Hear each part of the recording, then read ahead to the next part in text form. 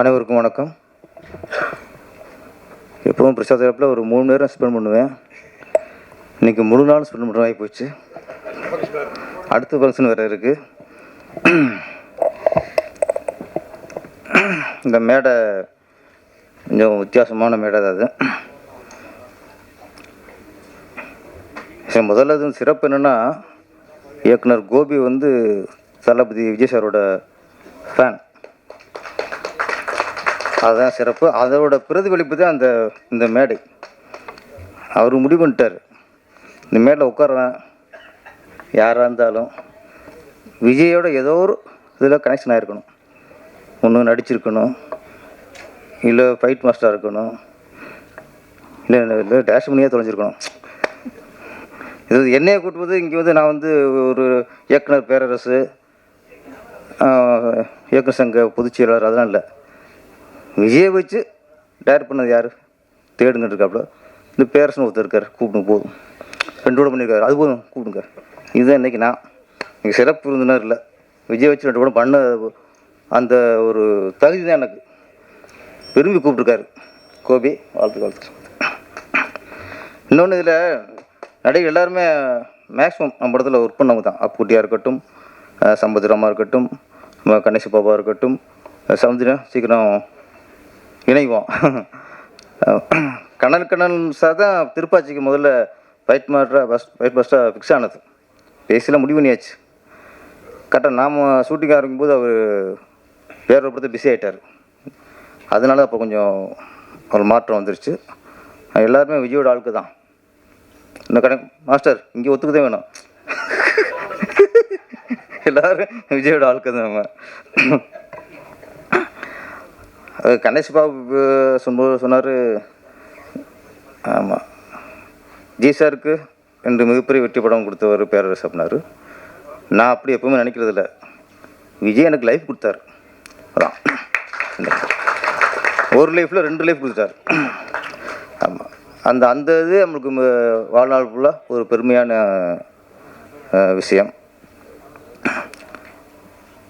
அப்புறம் இந்த படத்தோட நாயகன் தினேஷ், பத்திரிகையாளர். சிலர் வந்து ஹீரோவாக வருவாங்க, பல துறையிலேருந்து வருவாங்க,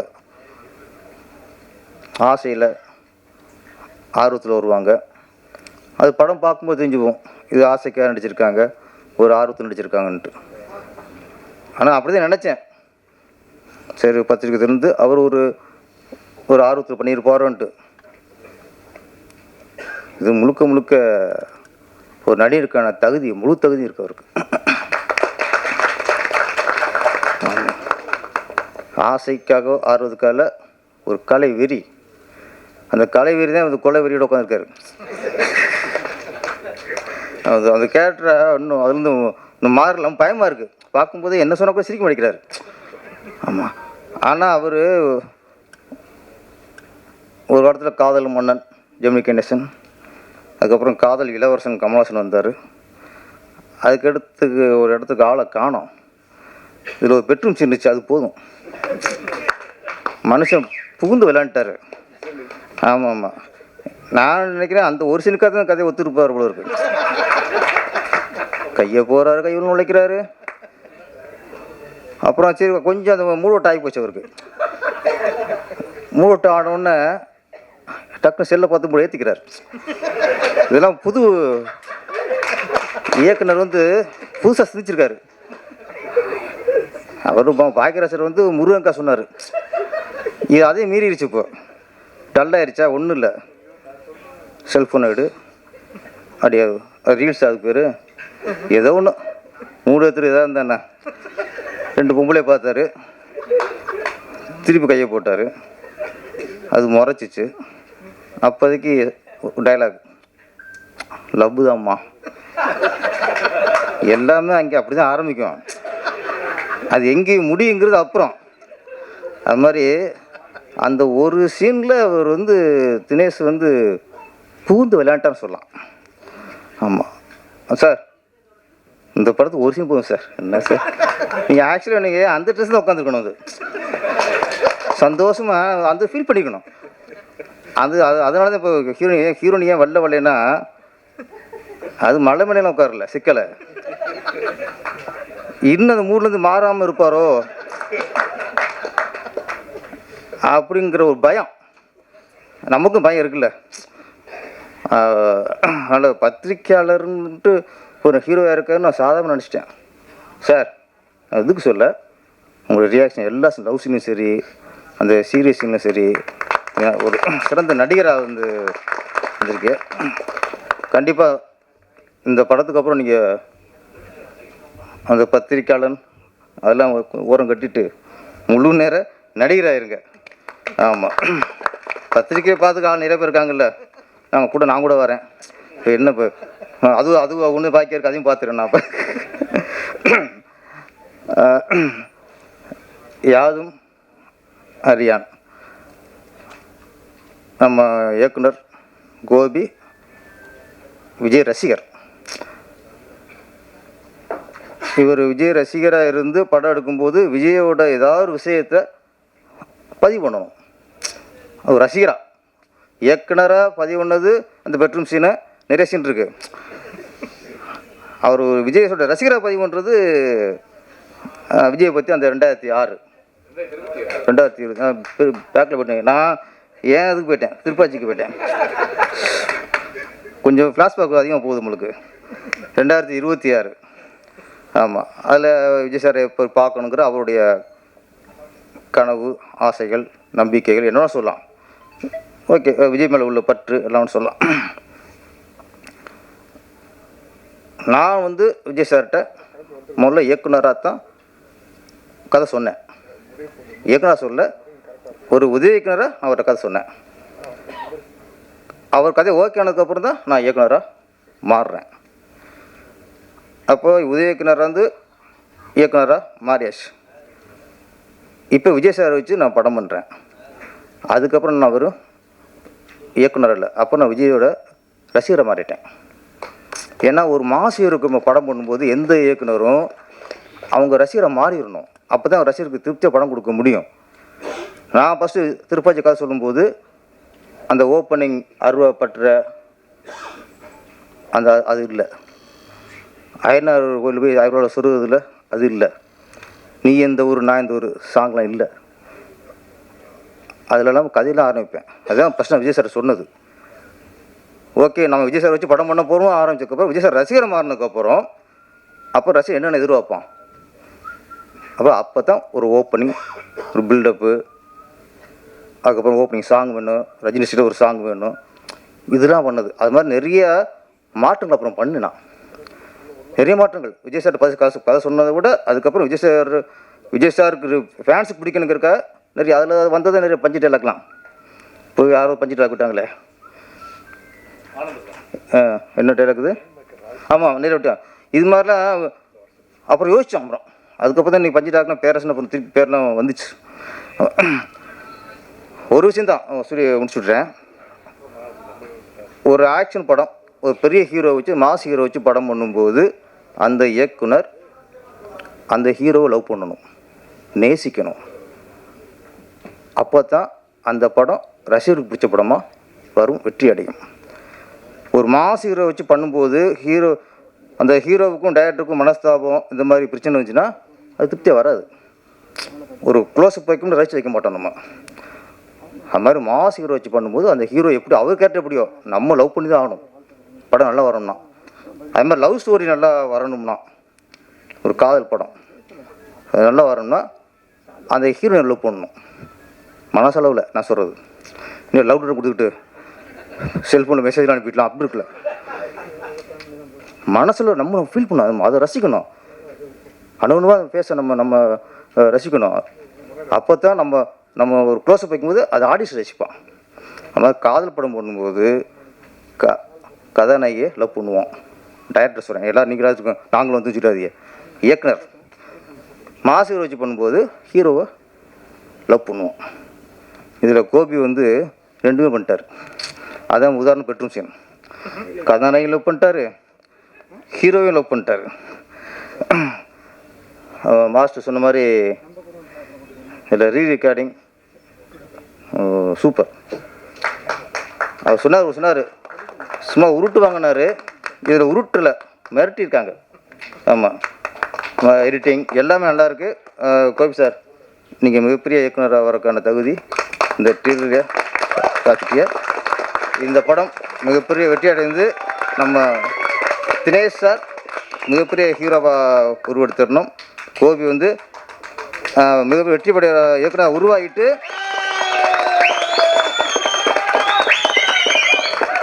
பெரிய வெற்றியை கொடுத்துட்டு விஜய் கட்சியில் இணைஞ்சிடணும். நான் அது அடுத்த லட்சியமாக இருக்கட்டும். அப்புறம் நம்ம சவுந்தர் சார் இருக்கார், அவர் நிறைய கொடியை செடி வளர்த்துக்கிட்டு இருந்தார். இப்போ தாவக்க கொடி வளர்த்துக்கு இருக்காரு. என்ன, ஒரு பக்கம் செடி வளர்க்குறாரு, ஒரு பக்கம் விஜய் சாரோட கொடி வளர்த்துக்கிருக்காரு. ஏன்னா நல்ல ஒரு சேர்ந்துட்டீங்க, நல்ல ஒரு பொசிஷன் வாங்க, ஒரு சீட்டை வாங்கி எம்எல்ஏ ஆகி மக்களுக்கு நல்லது பண்ணுங்கள். மண்ணுக்கும் மக்களுக்கும் நல்லது பண்ணுங்கள். நன்றி, வணக்கம். மண்ணுக்கும் மக்களுக்கும் வணக்கம். மேடையில் அமர்ந்திருக்கும் திரையுலக ஜாம்பவான்களுக்கும் புது கலைஞர்களுக்கும் பத்திரிகை மீடியா உறவுகளுக்கும் என்னுடைய சிறப்பு வணக்கம்.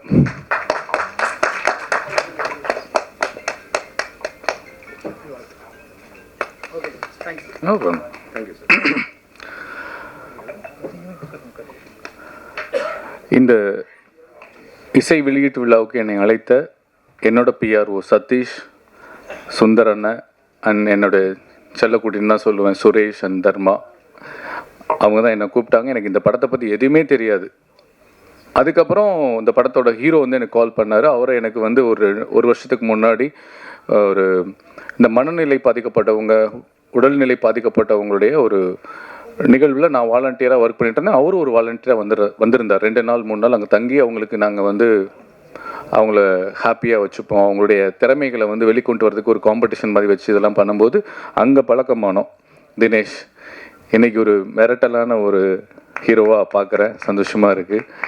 அண்ணன் சொன்ன மாதிரி, பேரரசன் சொன்ன மாதிரி அந்த பெட்ரூம் சீன் சூப்பருங்க.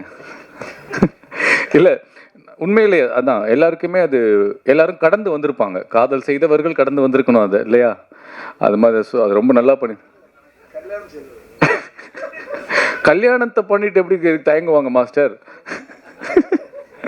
ஓகே, அதனால் ரொம்ப ரொம்ப நல்லா பண்ணியிருந்தீங்க. நான் மியூசிக்கை பற்றி பேசணுன்னு மாஸ்டர் பேசிட்டாரு, ஹீரோவை பற்றி பேசணும்னு நினச்சேன், டைரக்டர் பேர் சார் பேசிட்டாரு, கேமராமேனை பற்றி பேசணும்னு நினச்சேன், இன்னொருத்தர் பேசிட்டாரு. எல்லோரும் பேசணும்னு நினச்சது, நான் பேசணும்னு நினச்சது அவங்க பேசுனதுனால அதை எல்லாத்தையுமே நான் வழிமொழிகிறேன். அந்த அளவுக்கு உங்களுக்கு திறமை இருக்குது, பேச்சுக்காக இல்லை. இன்க்ளூடிங் அந்த ஆர்டிஸ்ட் ஆனந்த பாண்டியன் எல்லாருக்குமே என்னுடைய மனமார்ந்த வாழ்த்துக்கள். இந்த படத்தில் ஒர்க் பண்ணேன். அண்ட் அதை தாண்டி இங்கே வந்து ஒரு சந்தோஷமான நிகழ்வு என்னென்னா, ஒவ்வொருத்தரும் வரவங்க எல்லாரையும் பாராட்டுறாங்க. கணேஷ் சாராக இருக்கட்டும், கசாலி சாராக இருக்கட்டும், மாஸ்டராக இருக்கட்டும், சம்பத் அண்ணனாக இருக்கட்டும், சுபாஷ் அண்ணன், எல்லாருமே. சுபாஷ் அண்ணனை வந்து நான் ஒரு போராட்ட காலத்தில் தான் முதல்ல சந்திக்கிறேன். இவர் பத்திரிகை நிருபராக தெரியும். ஒரு போராட்ட காலத்தில் நான், அண்ணன் டிராஃபிக் ராமசாமி என்னென்ன நாங்கள் எல்லாமே சேர்ந்து ஒரு போராட்டத்தில் போலீஸை எதிர்த்து பயங்கரமாக கோஷம் போட்டுட்ருக்கோம். அப்போ தான் அண்ணன் ரொம்ப என் மனசுக்குள்ளே நெருங்கி வந்தார். ஸோ ஒருத்தருக்கு ஒருத்தர் மாறி மாறி அந்த பாராட்டுக்களை இந்த பத்திரிகை முன்னாடி, கேமரா முன்னாடி சொல்லும்போது உண்மையிலே மன நிறைவாக இருக்கும். எனக்கு நிறைய படங்கள் நான் பண்ணுறதில்லை, இந்த ஜெகமே தந்திரத்துக்கு அப்புறம் படங்கள் பண்ணுறதில்லை. அதுக்கு காரணங்கள் சில உண்டு. ஆனால் நான் நடிகனாக உணர்கிற இடம் வந்து இந்த பிரசாத் லேப் மட்டும்தான். நீங்கள் மட்டும்தான். உங்கள் முன்னாடி ஒரு குட் ஆக்டர்னு பேர் வாங்கணுன்றது மட்டும்தான் எனக்கு ஆசையாக இருக்கும். அஃப்கோர்ஸ் ஆடியன்ஸ் கைத்தட்டுறது வேறு. உங்களை மாதிரி கிரிட்டிக்ஸ், உங்களை மாதிரி பத்திரிகையாளர்கள் தம்பி ஒரு படம் பார்த்தேன் நல்லா இருக்குன்னு சொல்கிறத கேட்குறதுக்கு, பேப்பரில் பார்க்குறதுக்கு தான் எனக்கு ரொம்ப ஆர்வமாக இருக்குது. இந்த இடத்துக்கு வர்றதுக்கு, இந்த கேமரா முன்னாடி, இந்த ஃப்ளாஷ் மோடாக நிற்கிறதுக்கு அவ்வளோ சந்தோஷமாக இருக்கும்.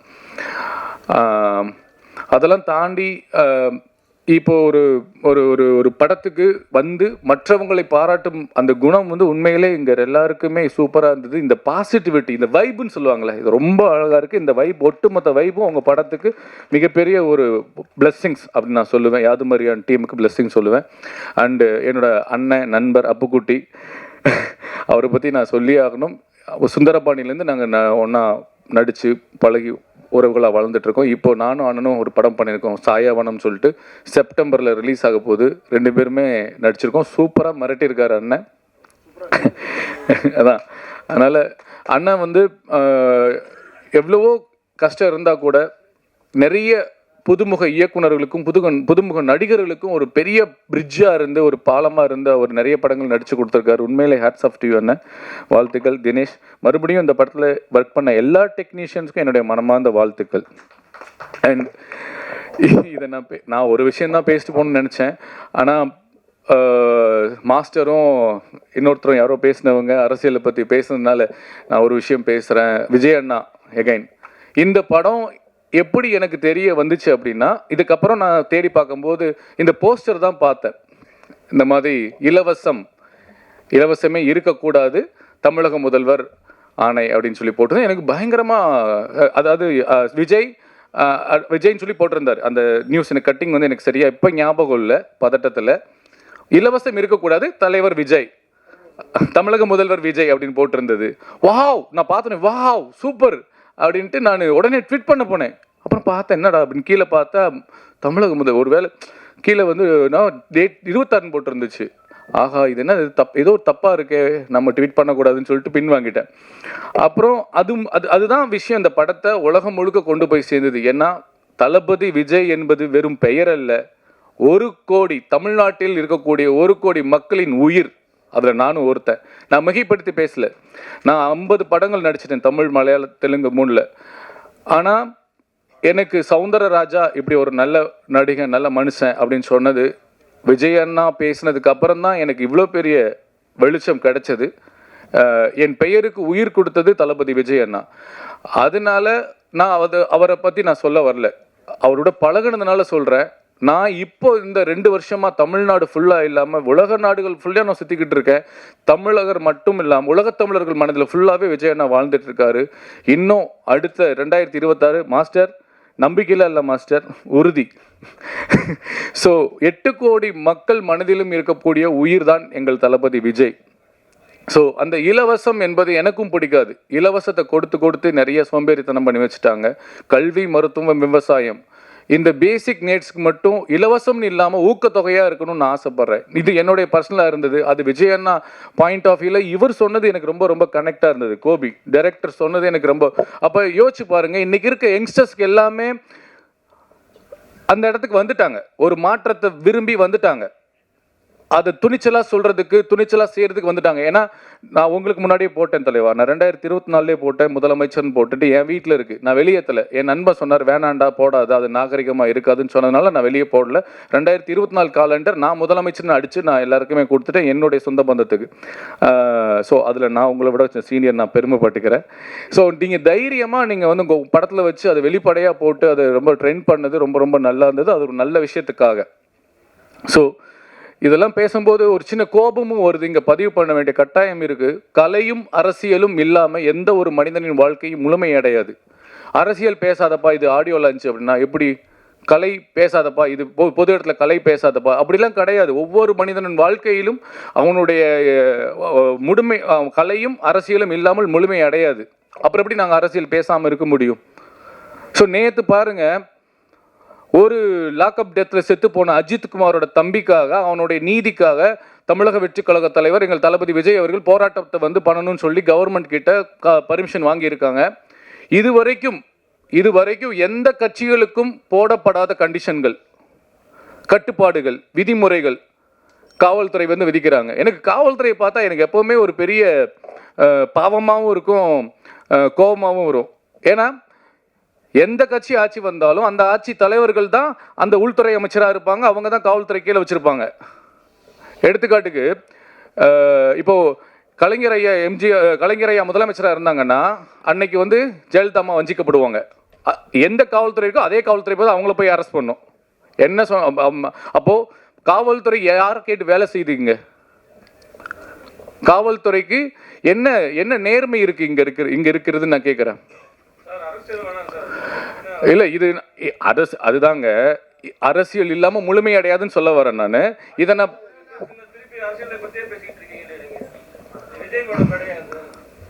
ஓகே, இருந்தாலும் நீங்கள் எவ்வளவு இந்த மாதிரி அடக்குமுறைகளை கொடுத்தாலும் எங்களை தமிழக வெற்றி கழகத்தையும் தமிழக வெற்றி கழக தலைவர் விஜய் அவர்களையும் எங்களுடைய தோழர்களையும் நீங்கள் அடக்கினாலும் மீண்டும் மீண்டும் எழுவோம். நாங்கள் மக்களுக்காக மண்ணுக்காக உழைக்க வருவோம் என்பதை கூறி ஒரே ஒரு விஷயத்தை சொல்லிக்கிறேன். போராட்டம் பண்ணி மக்களுக்காக மண்ணுக்காக கம்யூனிஸ்ட் கட்சியும் சரி, இல்லை விடுதலை சிறுத்தைகள் கட்சிகள், நீங்கள் எல்லாருமே நல்லா தெரிஞ்சுக்கோங்க, எல்லாமே நல்லா தெரிஞ்சுக்கோங்க. நீங்களும் எங்களோடு சேர்ந்து கைகோர்த்து வந்தால் ஒரு மிகப்பெரிய நல்ல மாற்றத்தை, தமிழ்நாட்டுக்கான மாற்றத்தை எங்கள் தலைவர், தமிழக வெற்றி கழக தலைவர் தளபதி விஜய் கொடுப்பார் என்று கேட்டுக்கொண்டு, தாழ்மையாக கேட்டுக்கொண்டு, வாய்ப்புக்கு நன்றி கூறி விடைபெறுகிறேன். நல்லதையே நினைப்போம், நல்லதையே விதைப்போம், நல்லதே நடக்கும். நன்றி, வணக்கம். என் நெஞ்சில் குடியிருக்கும் என் அன்பார்ந்த நண்பா, வேற லெவல் நண்பா, தளபதியோட மிகப்பெரிய ஃபேன் எங்கள் டைரக்டரு. அவருக்காக தான் இந்த ஒரு வார்த்தை நான் சொல்லணும்னு ஆசைப்பட்டேன். அண்ணன் எல்லாருமே வந்திருக்கீங்க, ரொம்ப சந்தோஷம். என் பேர் ஆனந்த் பாண்டி. எல்லாரும் விஜய் டிவியில், ஜி தமிழில் பார்த்துருப்பீங்க. கலக்கப்பகுதியார், பாவம் கணேசன் சீரியல், ராஜா ராணி, அப்புறம் டான்ஸ் ஜோடி டான்ஸும் ஆடி இருக்கேன். இதெல்லாம் எதுக்கு சொல்கிறேன்னா, ஒரு 4 கைத்தட்டல் கிடைக்கும் பண்ணியிருக்கோம் அப்படிங்கிறதுக்காக தான். அது மட்டும் இல்லாமல் பார்த்தீங்கன்னா, நான் தாதா 87 சொல்லி ஒரு படத்தில், சாருகாசன் சார் படத்துலேயே லீடு பண்ணியிருந்தேன். இப்போ அடுத்ததாக யாதும் அறியான் படத்தில் ஒரு முக்கியமான கதாபாத்திரம் பண்ணியிருக்கேன். ரொம்ப நன்றிண்ணே. ஒரே ஒரு ஃபோன் கால் தான், கால் வந்துச்சு, இந்த மாதிரி தலைவா பண்ணுறீங்களா அப்படின்னு. அண்ணே என்னண்ணே இதெல்லாம் கேட்குறீங்க, நீங்கள் கூப்பிட்டா நாங்கள் பண்ணிவிடுவோண்ணே அப்படின்னு சொல்லிட்டு பண்ணினது தான். ஒரு சூப்பரான ரோல் கொடுத்துருக்காரு. அதுக்காக எங்கள் படத்துக்கு ப்ரமோஷன் நம்மளே பண்ணணுங்கிறதுக்காக ஒரு 2-3 டைலாக்ஸ்லாம் எடுத்துகிட்டு வந்திருக்காரு. அதை மட்டும் நான் சொல்லிடுறேன். கரண்ட்டுக்கு தேவை ஒயரு, லாரி ஒன்றுனா வேணும் டயரு, யாதும் அறியான் படம்னாவே ஃபயரு வர வருஷத்தில். அடுத்தது பரிச்சு எழுதுனா போடுவாங்க பாசு, யாதும் அறியான் படம் எப்போவுமே மாசு அப்படின்னு சொல்லிட்டு சூப்பராக கலக்க போகிறோம். எனக்கு ஃபஸ்ட்டு பார்த்தீங்கன்னா இந்த ஃபீல்டில் ஒரு சின்ன அடையாளம் 2016 கிடச்சிது. அதுக்கு முன்னாடி நிறையா பண்ணியிருந்தேன் சேனல்ஸில். என்ன கிடச்சிதுன்னா, அது கண்டிப்பாக சிவானா வாய்ஸ், எஸ்கேனா வாய்ஸ் கலக்கப்பகுதியாரில் ஃபஸ்ட்டு பண்ணேன். அதுக்கப்புறம் தான் ஒவ்வொரு வாய்ப்புகளாக எனக்கு கிடச்சிது. என் அண்ணன் எனக்கு எப்போவுமே ரொம்ப பாசிட்டிவாக இருப்பாங்க. அண்ணா எங்கள் படத்தை விஷ் பண்ணியிருந்தா எப்படி இருக்குங்கிறத நான் ஒரு 2 வரியில் பேசி காமிக்கலான்னு ஆசைப்பட்றேன். பேசலாம் வாங்கண்ணே. ஹாய், வந்திருக்கிற எல்லாருக்கும் வணக்கம். நான் உங்கள் சிவகார்த்திகேயன் பேசுகிறேன். ரொம்ப சந்தோஷமாக இருக்குது இந்த மாதிரி யாதும் அறியான் படத்தை உங்கள் டீமை பார்க்கும்போது. நான் கூட பிரதர் உங்களை ரொம்ப சின்ன பையன் தான் நினச்சிட்டு இருந்தேன். ஆனால் ஒரு போஸ்டரில் படத்தையே வேறு லெவலில் கொண்டு போயிட்டீங்களா? ஓப்பனாக சொல்கிறேன், இந்த படம் வேறு லெவலில் வருங்க. அதுவும் ஆனந்தன்னு ஒரு பையன் வேறு பண்ணியிருக்காப்புல, அவரும் சூப்பராக பண்ணியிருக்காரு. அண்ணா சொல்கிற மாதிரி தான் சொல். இங்கே பாருங்கள், எல்லாருமே சப்போர்ட் பண்ணுங்கள். ரொம்ப சந்தோஷமாக இருக்குது பாருங்கள். பாய். ஓகே, அண்ணா விஷ் பண்ணியிருந்தா நிறையா எனக்கு விஷ் பண்ணியிருக்காங்க. என் பொண்ணு கூட பேர் அவர் தான் வச்சார். இந்த படத்தையும் பார்த்துட்டு விஷ் பண்ணியிருக்காங்க. கண்டிப்பாக அண்ணா இந்த படம் சூப்பராக வந்திருக்கு. நீங்கள் உங்களோட சப்போர்ட்லேயும் தளபதியோட போஸ்டர் எல்லாருமே பார்த்துருப்பீங்க. அவ்வளோ க்ரியேட்டிவாக எங்கள் டைரக்டர் பண்ணார். அதுவும் நல்ல வைரல் ஆகி நல்ல சப்போர்ட் பண்ணிகிட்ருக்கீங்க. படமுமே சூப்பராக வந்திருக்கு. எல்லாருமே சப்போர்ட் பண்ணுங்கள். ஃபஸ்ட்டுலாம் இது எதுக்கு சொல்கிறேன்னா, இது நான் சொல்லி ஆகணும் எங்கேயாவது ஸ்டேஜ் கிடச்சிதுன்னா அப்படின்ட்டு இருந்தேன். ஃபஸ்ட்டில் நான் ஒரு கொஞ்சம் வருஷத்துக்கு முன்னாடி நாங்கள் பூந்தமல்லியிலேருந்து சினிமா வாய்ப்பு தேடுறதுக்காக சாலிகிராமம் வரணும். அப்போ என் ஃப்ரெண்டு சொல்லுவான், மச்சான் நம்ம சாலிகிராமத்தில் ரூம் எடுத்துடலாம், அப்போ தான் ஆடிஷன் சீக்கிரமாக வரும், ஏதாவது கூப்பிட்டாங்கன்னா டக்குன்னு போயிட்டு அட்டன் பண்ண முடியும் அப்படிம்பாங்க. இன்றைக்கெலாம் அது கிடையாது. இன்ஸ்டாகிராமில் இருக்கியா அப்படின்னு தான் பார்க்குறாங்க. கண்டிப்பாக சாலிகிராமத்துலேயுமே நிறைய பேர் இருக்காங்க, கூப்பிட்டு வாய்ப்பு கொடுங்க. நான் இதை ஒரு ரெக்வெஸ்ட்டாக கேட்குறேன். இன்றைக்குமே ரொம்ப கஷ்டப்பட்டுட்டு என் கண்ணு முன்னாடி பார்த்துக்கிட்டே இருக்கோம், நாங்கள் ஒவ்வொரு நாளும் பார்த்துக்கிட்டே இருக்கோம். கண்டிப்பாக அவங்களுக்கும் கொடுங்க, இவங்களுக்கும் கொடுங்க, கஷ்டப்படுறவங்களுக்கு வாய்ப்பு கொடுங்க. அந்த ஒரு விதத்தில் எனக்கு கொடுத்துருக்காரு இவர் வாய்ப்பு. கண்டிப்பாக நல்லா யூஸ் பண்ணியிருக்கோம். எங்கள் டீம் எல்லாருமே யூஸ் பண்ணியிருக்காங்க. வாய்ப்பு கொடுத்த ப்ரொடியூசர், டைரக்டர் சார், அப்புறம் கூட எல்லாரும் பிரித்து பார்க்க முடியல. ரொம்ப thank you so much. Please support பண்ணுங்கள். பத்திரிகையாளர்கள், ஊடக சங்கங்கள் எல்லாருமே சேர்ந்து சப்போர்ட் பண்ணுங்கள். மக்கள் நீங்களும் தயவு செஞ்சு தேட்டரில் பார்த்து சப்போர்ட் பண்ணுங்கள். Thank you so much. தேங்க்யூ. பத்திரிகை நண்பர்கள் அனைவருக்கும் வணக்கம். சந்தோஷம். டைம் கம்மியாக இருக்குது. மேடையில் இருக்கும் அனைவருக்கும் வாழ்த்து சொன்ன வந்த அனைவருக்கும் என்னுடைய நன்றியை தெரிவிச்சுக்கிறேன். இந்த கதையில் ஒரு நல்ல கதாபாத்திரம் கொடுத்த கோபி சாருக்கு என்னுடைய நன்றி. சொன்ன மாதிரி இந்த கதை எப்படின்னு சொல்லும்போதே என்ன சொல்லும்போதே, இல்லை சார் ஒரு த்ரில்லர் படம் அவ்வளோதான் சொன்னார். அப்புறம் அங்கே ஸ்பாட்டுக்கு போனால் ஒவ்வொரு சீனாக கேட்குறேன், சீனை ஃபுல்லாக சொல்லவே மாட்டேங்கிறார். சார் சீனை சொல்லிட்டு படம் எடுங்கன்னா, என்ன சார் சீனை சொல்லவே மாட்டேங்கிறீங்க? இல்லை சார் சொன்னால் சஸ்பென்ஸ் போயிடும் அப்படிங்கிறாரு. எனக்கு அதனால் சீனு சொல்லாமலே என்னை நடிக்க வச்சப்பல. இவர் ஹீரோ யாருங்க அப்படின்னு கேட்டால் போய் நின்று கண்ணாடி போட்டு பாக்கியராஜ் சார் மாதிரி நிற்கிறாரு. இன்றைக்கி பாக்கியராஜா யாராவது ஏற்றுவாங்களா நமக்கு தெரியலையே, எப்படி நடிக்கிறாரு அப்படின்னு பார்த்தா தலைவன் ஏதோ சாதாரணமாக நடிக்க வராது போல இருக்குன்னு நினச்சேன். ஆனால் பட்டையை கிளப்பிட்டாப்புல. தினேஷ் சார் நான் எதிர்பார்க்கவே இல்லை. அதுக்கப்புறம் தான் எனக்கு தெரியும் தினமலரில் பத்திரிகை ஓனர் அப்படின்ட்டு. என்னப்பா நமக்கு இவர்கிட்ட பயிற்சி கூடாது, கொஞ்சம் பயந்து கிந்து இருக்கலாம் அப்படின்னு பார்த்தா அவர் என்ன பார்த்து பயப்படுறாரு. ஐயோ என்னடா இது, நான் சார் நீங்கள் எப்படி நல்லா நடிக்கிறேன்னா இப்படி கெஞ்சி கேட்குறாரு. சூப்பரா சார், பரவாயில்லையா சார், நல்லா பண்ணேண்ணா. என்ன இவர் நம்மகிட்ட போய் கெஞ்சிக்கிட்டு இருக்காரு. நம்ம இவர் ஏதாவது யூஸ் போட வைக்கலாம், யூஸ் பண்ணிக்கலான்னு பார்த்தா இவர் நான் நல்லா நடிக்கிறேன்னா டெய்லி இதே வேலையாக போச்சு, நம்ம பதில் சொல்கிறதே வேலையாக போச்சு. அதுமாதிரி நம்ம ஆனந்த் பாண்டி தம்பி அவனும் இதே தான். அண்ணா பரவாயில்லையாண்ணா தம்பி வந்துடுவேண்ணா. ஏய் வந்துடுவேடா, எங்கடா இது சினிமாக்குள்ளே தானே இருக்க, வேற எங்கேயா போயிருக்கேன், சாலிகிராமத்தை சுற்றும் போது கண்டிப்பாக வந்து தான் வேறு வழியே கிடையாது, வந்துடுவேடா அப்படின்னு. அதுமாதிரி அந்த பொண்ணுங்க அவங்க ட்ரெஸ்ஸை பார்க்குறதே வேலை, இவங்க அங்கேயே பார்த்துட்ருக்காங்க மைக்கை வச்சுட்டு. இல்லைடா நம்ம எல்லாருமே தான் விடு, ஏன்னா என்ன சொல்லலாம் தப்பாக நினைப்பாங்க. இந்த பிள்ளைங்க ட்ரெஸ்ஸு கவர்ச்சியாக கொஞ்சம் பண்ணிட்டு வருமா, சரி நம்ம கண்ணு அந்த பக்கம் அப்படி திருப்பிக்கிட்டு அப்படி வயசுக்கு மரியாதை கொஞ்சம் திருப்பிக்குவோம் அப்படின்னு பார்த்தா டக்குன்னு அண்ணன் அப்படிங்க. ஐயோ அண்ணன் வேறு சொல்லிட்டு இருந்த பாப்பா இப்படி. ஆனால் எல்லாருமே ஒரு நட்பாக ஜாலியாக சந்தோஷமாக ஒர்க் பண்ணோம். அதேமாதிரி இணை தயாரிப்பாளர் தம்பி பேர் என்ன மறந்துட்டேன், சித்திக் சொல்லாமல் விட்டோன்னா அவ்வளோதான், அடுத்த படத்தில் என்னை வச்சு செஞ்சுருவான். அந்தளவுக்கு ஒரு கவனிப்பு. இது வந்து ட்ரிப்பு போன மாதிரி தான் இருந்தது. அந்த காட்டேஜில் நாங்கள் ட்ரிப்புக்கு தங்கியிருந்த மாதிரி இருந்தது. நான் நிறையா பேசலான்னு பார்த்தேன், டைம் இல்லாமல் போச்சு, என்ன பண்ணுறதுன்னு தெரில. சார் மன்னிச்சிங்க, படம் ரொம்ப நல்லா வந்திருக்கு, சந்தோஷம். நானும் இந்த படத்தில் ட்ரெய்லர் இதெல்லாம் பார்த்துட்டு என்னடா விஜயாக புகழ்ந்துட்டுருக்காங்க, நம்மளை எதுவும் சொல்லாமல் இருக்காங்களே, படத்தில் நம்ம நடிச்சிருக்கோம், விஜய் சார் இதான் வந்து. நான் பின்ன லாஸ்ட்டில் உள்ள பார்க்கவே இல்லை, லாஸ்ட்டில் இந்த இது வரும்னு தெரியாது. அதுக்கப்புறம் தான் நியூஸாக வருது நாளைய முதல்வர் அப்படின்ட்டு. எனக்கும் கொஞ்சம் ஷாக்காக தான் இருந்தது, எப்படின்னு தெரில, பார்ப்போம்.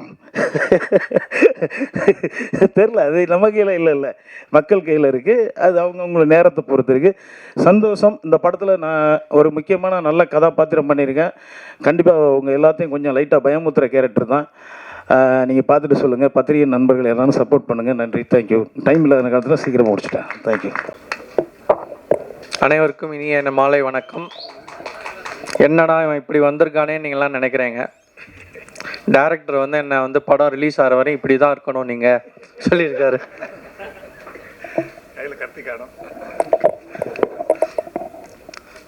நான் வந்து இந்த ஒரு நிமிஷத்துக்காக தான் நான் இவ்வளோ வருஷமாக நான் ஆசைப்பட்டு இருந்தேன். அது எனக்கு இப்போது நடந்திருக்கிறது எனக்கு ரொம்ப சந்தோஷமாக இருக்குது. நானும் உங்களை மாதிரி ஒரு மீடியா ஃபேமிலியிலேருந்து வந்திருக்கேன். நீங்களும் எனக்கு வந்து சப்போர்ட் பண்ணி என் படத்தை ஒரு நல்ல படமாக மக்கள்கிட்ட கொண்டு சேர்க்கணும்.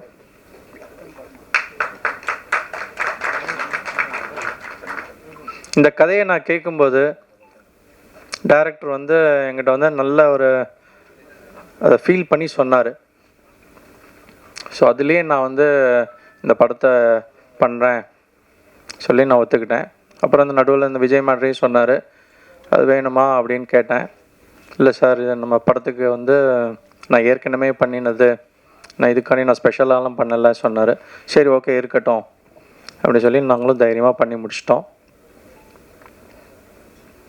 நான் வந்து உங்கள் வீட்டு பிள்ளை, நீங்கள் தான் என்னை ஒவ்வொரு படியாக என்னை மேலே ஏற்றி விட்டு உச்சத்துக்கு கொண்டு போகலைனாலும் ஓரளவு மக்களுக்கு தெரிகிற ஒரு நடிகராக என்னை நீங்கள் கொண்டு போய் நிறுத்தணும்.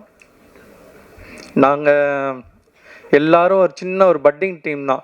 எங்கள் கூட ஒர்க் பண்ண எல்லாருமே வந்து ஒரு 2 படம் 3 படம் பண்ணவங்க தான். யாருமே 10 படம் 50 படம் பண்ணவங்க கிடையாது. ஸோ இதில் எல்லாருமே இரவு பகல் பார்க்காம எங்கள் கூட நல்லபடியாக உழைச்சி கொடுத்துருக்காங்க. எல்லாருக்கும் யாதும் மரியான் சார்பாக எங்களோட நன்றிகள். பத்திரிகையாளருக்கும் நீங்களும் மக்கள்கிட்ட நல்லபடியாக கொண்டு போய் சேர்ப்பீங்க. தேங்க்யூ. இந்த மேடையில் வந்து அமர்ந்திருக்கும் பெரியவர்களுக்கும் எனது அன்பான வணக்கம். நீங்கள்லாம் வந்தது எனக்கு ஒரு பூஸ்ட் கிடைச்ச மாதிரி. தேங்க்யூ. இங்கே எங்களுடைய அழைப்பு ஏற்று வந்திருக்கிற அனைத்து சிறப்பு விருந்தினர்கள் அனைவருக்கும் வணக்கம்.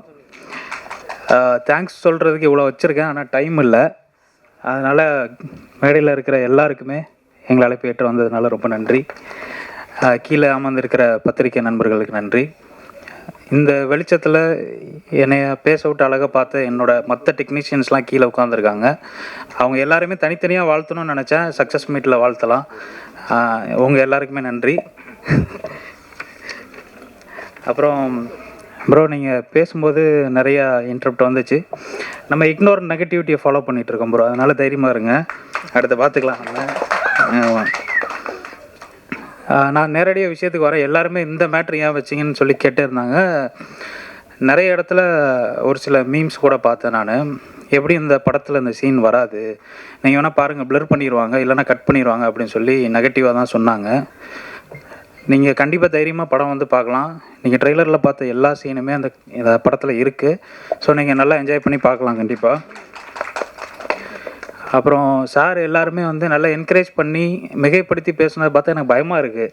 ஏன்னா நிறைய பொறுப்பு இருக்கிற மாதிரி இருக்குது. இவங்கெல்லாம் ரொம்ப எக்ஸ்பெக்ட் பண்ணுறாங்க இந்த படம் நல்லாயிருக்கும் அப்படி சொல்லிட்டு. ஸோ நானும் நம்புகிறேன்.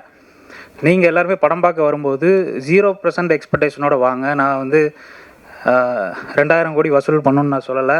எங்கள் படத்தில் ஃபைட் இருக்குது, சாங் இருக்குதுன்னு நான் சொல்லி ட்ரோல் பண்ணல. ஸோ நீங்கள் 0% எக்ஸ்பெக்டேஷனோட வாங்க. கண்டிப்பாக உங்களுக்கான ஒரு படமாக இருக்கும். அப்புறம் இன்னொரு விஷயம், சூர்யா சார் வந்து ஒரு படத்தில் ஒரு வசனம் சொல்லியிருப்பார். 5000 ரூபா இருந்தால் காய்கறி கடை வைப்பேன், 50,000 ரூபா இருந்தால் மளிகை கடை வைப்பேன், 5 லட்ச ரூபா இருந்தால் டிபார்ட்மெண்ட் ஸ்டோர் வைப்பேன்னு சொல்லியிருப்பார். அந்த மாதிரி இந்த படம் வந்து பட்ஜெட்டில் பண்ணதுனால நான் ஒரே ஒரு சீனு ஒரே ஒரு பேப்பரில் வச்சேன். நல்ல பட்ஜெட்டில் பண்ணியிருந்தேன் அப்படின்னா ஒரு ஏஐயில் ஒரு சிஜியில் கொண்டு வந்து வச்சுருப்பேன். பேன் இண்டியா படமாக பண்ணியிருந்தா சிஎம்னே வச்சுருக்க மாட்டேன், பிரதமர்னு கூட வச்சுருப்பேன்.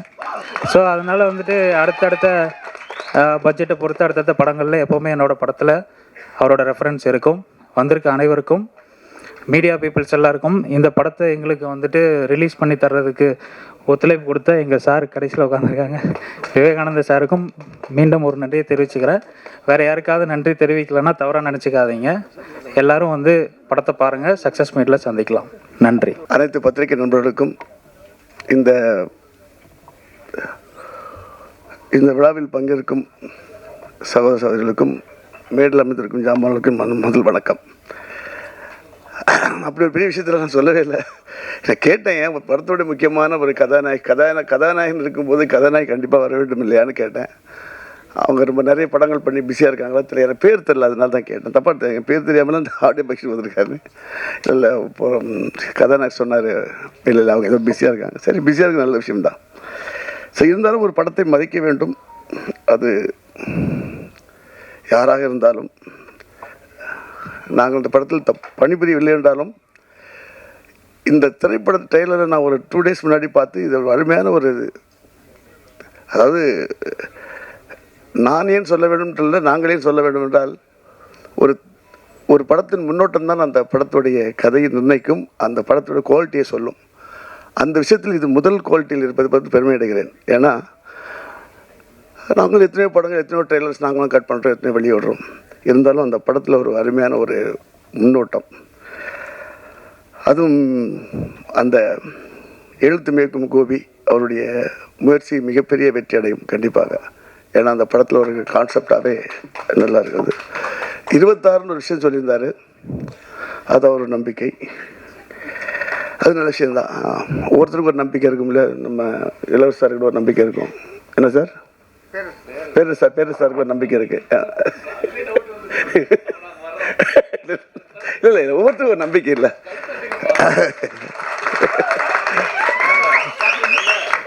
அப்போ பேரு சாருக்கு நம்பிக்கை இல்லை, எல்லாருக்கும் ஒரு நம்பிக்கை தான். என்ன சொல்கிறீங்க, அது அரசியல் மேடையாக்க வேணாம். இல்லை கூட்டு இல்லை, வெரி குட். அரசியல் மேடையாக்க வேண்டாம். ஏன்னா அவர்கிட்ட நான் ட்ரெய்லர் பார்த்தோன்னே எனக்கு முதல்ல அந்த டக்குன்னு போகும்போது தெரியல. அதுக்கப்புறம் நான் மொபைலில் தான் பார்த்தேன் ஒரு 3 days முன்னாடி. அப்புறம் ஜூம் பண்ணி பார்த்தோன்னே இது ஏன் ஒரு புதுசாக ஒன்று இருக்கு அப்படின்னு கேட்டது.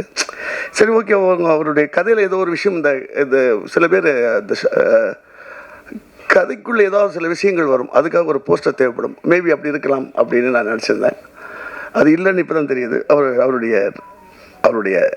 அவர் மேலே கொண்ட பற்று நினைக்கிறேன். எனக்கு பற்று ஜாஸ்தி தான். ஏன்னா அவர் அதிகம் பண்ண ஒரு 180 படம் பண்ணினாரா, நான் 45 படம் நான் தான் பண்ணியிருக்கேன். அது இல்லாமல் இந்த படத்தில் ஒரு முக்கியமாக ரீரெக்கார்டிங், அவர் தர்ம பிரகாஷ் ரொம்ப நல்லா பண்ணியிருந்தார். நான் என்ன பார்த்துட்டு உடனே என்ன ஒரு சமீபத்தில் எல்லாம் உருட்டுற மாதிரி இருக்குது. இது ஒரு அவ்வளோ அழகாக ஒரு பொய்ட்டிக்காகவும் ஒரு த்ரில்லர் படத்தில் ஒரு மெலோடி வித் ஒரு டென்ஷன் கொடுக்குற மாதிரி இருந்தது. அது என்னை ரொம்ப ஒரு அட்ராக்ட் பண்ணிச்சு. அப்போ நான் யார் எனக்கு என்னை மெயினாக கூப்பிட்டது வந்து என்னுடைய நண்பர் நரேஷ். அவர் வந்து ஒரு பத்திரிக்கை தொழில் உள்ளவர். அதுக்கப்புறம் தான் இன்ட்ரடியூஸ் பண்ணார் எனக்கு. இந்த இவங்க இருக்காங்க இல்லையா, தினமலர் பத்திரிகை இருந்தால் அவங்க குடும்பம் எனக்கு ரொம்ப பாத்தியப்பட்ட ரொம்ப நட்பு குடும்பம். ஸோ அவங்களோட பையன் சொன்னோன்னே தான் உடனே நான் வந்தேன். உடனே வந்ததில்லை.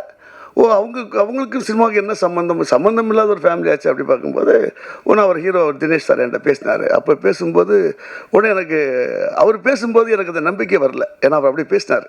புரியுது அவங்களுக்கு. உடனே நம்பிக்கை வரதுன்னு அந்த ட்ரெயிலர் லிங்க் அனுப்புங்க சொன்னால் பார்த்த உடனே எனக்கு ரொம்ப பார்த்த உடனே நான் டைரக்டர் கேட்டேன், யார் மியூசிக் டைரக்டர் ரொம்ப நல்லா பண்ணியிருக்காரு அப்படின்னா. அது இல்லாமல் கலை இயக்குனர் அப்புறம் எடிட்டர் நிரஞ்சன் பற்றி நல்லா பேச நல்லா அழகாக ஷார்ட் ஒரு அருமையாக கட் பண்ணியிருந்தார். ஒரு ட்ரெய்லரை வந்து எப்படி கட் பண்ண வேண்டும் என்ற ஒரு யுக்தியை வந்து கரெக்டாக பண்ணியிருந்தார். ஏன்னா அவரோட முதல் படம்னு நினைக்கிறேன். முதல் படமா சார்? முதல் படமா? இல்லை எனக்கு அது ரொம்ப பிடிச்சது. ட்ரெய்லர் கேட்டா அதான் ஓகே நல்லா அது நல்லா பண்ணியிருந்தார் சார். ஏன்னா அதாவது ஒரு படம் யாதும் அறியான்னு ஒரு படம் தெரியாமல் அந்த ஆடியோ ஃபங்க்ஷனுக்கு வரும் ஒருத்தர் வச்சு தான் வரணுன்னாங்க. அப்புறம் பத்திரிகை துறையை சேர்ந்த ஒருத்தர் கதாநாயகர் வர போகிறார். அது வரும்போது அந்த படத்தோட தரம் எப்படின்றது அந்த முன்னோட்டம் தான், அந்த ட்ரெய்லர் தான். அந்த ட்ரெய்லர் சிறப்பாக இருந்தது. இருந்தாலும் இந்த படத்தில் நடித்த அப்புக்குட்டி, மேலும் தம்பி தினேஷ் அவரும், மேலும் அந்த மலை மேல் நிற்கும் அந்த கதாநாயகர் 2 பேருக்கும் அந்த பாண்டி அவர்களுக்கும் அவர் நல்லா பண்ணி உங்கள் இன்ஸ்டாகிராம் வீடியோஸ் நல்லா பார்த்துருக்கேன். ரொம்ப நல்லா பண்ணுறீங்க, வாழ்த்துக்கள். இந்த படம் மேலும் வெற்றியோட வேண்டும். இன்னொரு விஷயம், பத்திரிகை துறையிலேருந்து நமக்கு ஒரு கதாநாயகன் கிடைத்திருக்கார். அவருக்காக பத்திரிகையாளர் நம் அவர்களுக்கு ஒத்துழைப்பு கொடுத்து மேலும் உயர்த்துவோம். நன்றி, வணக்கம். இங்கே வந்திருக்கிற பத்திரிகை, ஊடகம் மற்றும் யூடியூப் பத்திரிகையாளர்கள் அனைவருக்குமே என்னுடைய மனமார்ந்த மாலை வணக்கத்தை தெரிவிச்சுக்கிறேன். நான் நடிக்காத ஒரு படத்துக்கு வந்து பேசுகிறேன்னா இது 2வது தடவையோ 3வது தடவையோ நினைக்கிறேன். இப்போ தான் இயக்குனர் பேரரசு சாருடைய கஷ்டம் எவ்வளோ இருக்குன்னு என்னால் புரிஞ்சிக்க முடியுது. தினமும் அவர் வந்து யார் பழகினவங்க பழகாதவங்க யார் கூப்பிட்டாலும் அந்த படத்துக்கு ஆடியோ லான்ச்சுக்கு வந்து அதை என்கரேஜ் பண்ணுற ஒரு நல்ல ஒரு இதயம் அவர். உண்மையிலேயே அவரை பாராட்டியே தீரணும். ஸோ நான் இந்த படத்தில் நடிக்கலைனாலும் இதில் ஒர்க் பண்ணுற விஜய் ஆனந்த் அவர்களுடைய அழைப்பின் பேரில் இங்கே வந்திருக்கேன். அவருக்கு என்னுடைய நன்றியை தெரிவிச்சுக்கிறேன். இந்த படத்தோட ஹீரோ தினேஷ் சார் ஒரு பாரம்பரியமான ஒரு குடும்பத்துலேருந்து வந்திருக்காரு. பட் அற்புதமான ஒரு நடிப்பை வெளிப்படுத்தியிருக்காருன்னு தான் சொல்லணும். படம் அப்படின்னு தெரியல, அந்த அளவுக்கு ஒரு யதார்த்தமான ஒரு நடிப்பை, ஒரு அற்புதமான ஒரு நடிப்பை கொடுத்துருக்காரு. அவருக்கு என்னுடைய மனமார்ந்த வாழ்த்துக்களை தெரிவிச்சுக்கிறேன். தமிழ் சினிமாவில் ஹீரோக்கள் பஞ்சம் அதிகமாகிட்டே இருக்குது சார். நிச்சயமாக நீங்களும் ஒரு நிலையான ஒரு நல்ல ஒரு ஹீரோவாக வரணும்னு நான் ஆண்டவனை பிரார்த்திக்கிறேன். இந்த படத்தோட இயக்குனர் கோபி சார் இப்போ தான் ஃபஸ்ட் டைம் பார்க்குறேன். நல்ல ஒரு படம் கொடுத்துருக்காருன்னு தெரியுது. சில ஆண்டுகளுக்கு முன்னாடி ஹிந்தி படம் கில் அப்படிங்கிற ஒரு படத்தை பார்த்தேன். இப்போ போன வருஷம் மார்க்கோ அப்படிங்கிற ஒரு மலையாள படத்தை பார்த்தேன். அதோட பாதிப்பு இதில் சில காட்சிகளில் இருக்குது. அந்த அளவுக்கு வந்து ஒரு சைலன்ஸ் த்ரில்லராக ஒரு அற்புதமான ஒரு படமாக இது இருக்கும்னு நான் நம்புகிறேன். இந்த படத்தோட காட்சிகளை பார்க்கும்போது தெரியுது. இந்த படத்தோட பாடல் ஒரே ஒரு பாட்டு இப்போ கேட்டோம், ரொம்ப அற்புதமாக இருந்தது சார். மியூசிக் டைரக்டர் சார், நீங்கள் ஒரு பெரிய ஒரு மியூசிக் டைரக்டராக வரணும்னு நான் ஆண்டவனை பார்த்துக்கிறேன். ரொம்ப அற்புதமாக இருந்தது. பாடல் வரிகளும் ரொம்ப நல்லா இருந்தது. என்னுடைய ரொம்ப நாளாக நான் வந்து மாஸ்டர் கிட்ட நான் ஒர்க் பண்ணியிருக்கேன். நிறைய படங்களில் ஃபைட்டர் இல்லை, நான் நிறைய பேர் என்னை ஃபைட்டர்னு தான் சொல்லுவாங்க. ஆனால் நான் வந்து ஃபைட் மாஸ்டர்கிட்ட, கண்ணக்கண்ண மாஸ்டர்கிட்ட நான் நிறைய படங்களில் வந்து ஹீரோக்களோடையும் வில்லன்களோடையும் கூட அடியாளாக நடிக்கும்போது அவருடைய படங்களை நான் ஒர்க் பண்ணியிருக்கேன். கடைசியாக வந்து ஒரு படம் மாயி படத்துடைய இயக்குனர் சூரியபிரகாஷ் சாருடைய படத்தில் நான் மெயின் வில்லனாக பண்ணேன். முறையாக தமிழில் மெயின் வில்லனாக பண்ணது அந்த படம் தான், வருஷ நாடு. அந்த படத்துடைய ஃபைட் மாஸ்டர் அவர் தான். எனக்கு அவ்வளோ அற்புதமாக கிளைமேக்ஸ் காட்சிகளில் ஃபைட் வந்து கம்போஸ் பண்ணியிருந்தாங்க. ஃபைட்டு முடிச்சு லாஸ்ட் நாள் போகும்போது, நீ பெரிய நடிகன் அவரோட இத்தனை நாளாக நீ வந்து மிஸ் பண்ணிட்டாங்க உன்னை, நீ பெரிய நடிகனா வருவ, பெரிய வில்லனா வருவேன்னு சொல்லிட்டு வாழ்த்தி அமிச்சார். நன்றி மாஸ்டர். உங்களுக்கு ஞாபகம் இருக்குன்னு நினைக்கிறேன் ராமேஸ்வரத்தில். அதே மாதிரி என்னோட நண்பர்